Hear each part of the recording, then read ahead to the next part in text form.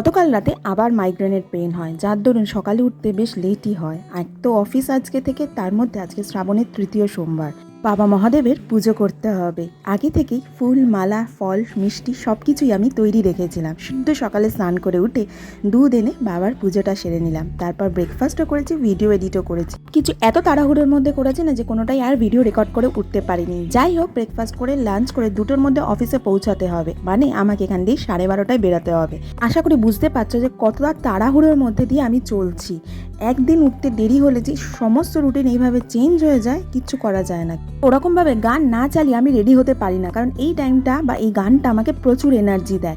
যাই হোক, অফিসে তো যাওয়ার জন্য বেরিয়ে পড়েছি, উইন্ডো সিটও পেয়ে গেছি, কিন্তু ভাগ্য আজকে কিছু করার নেই।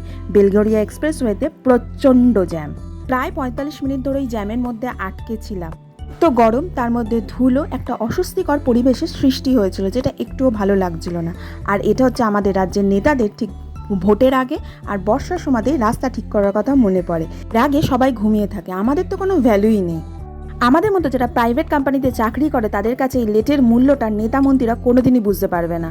লেট হওয়ার দরুন তাড়াতাড়ি গিয়ে কাজে বসে পড়েছিলাম। মধ্যিখানের ব্রেকেও বেরিয়েছিলাম, বাট তার আর ভিডিও ক্লিপ নেওয়া হয়নি। 9টায় ছুটি হলো, ক্যাবও পেয়েছিলাম। প্রায় 10:15-20 নাগাদ বাড়ি পৌঁছলাম। এসে আগে ফ্রেশ হয়ে নিলাম, কারণ এত ধুলো বাইরে যে কিছু বলার নেই। এরপর 10 মিনিটের একটা কাজের জন্য ল্যাপটপ খুললাম, তার সাথে নিয়ে বসলাম আজকের রাতের ডিনার, এক বাটি ম্যাগি। হ্যাঁ, আজকে আর অন্য কিছু খেতে ইচ্ছা করছে না। কাজ মিটিয়ে এবার ঘুমানোর পালা। তো চলো, আজকের মতো এইটুখানি, কাল আবার দেখা হচ্ছে।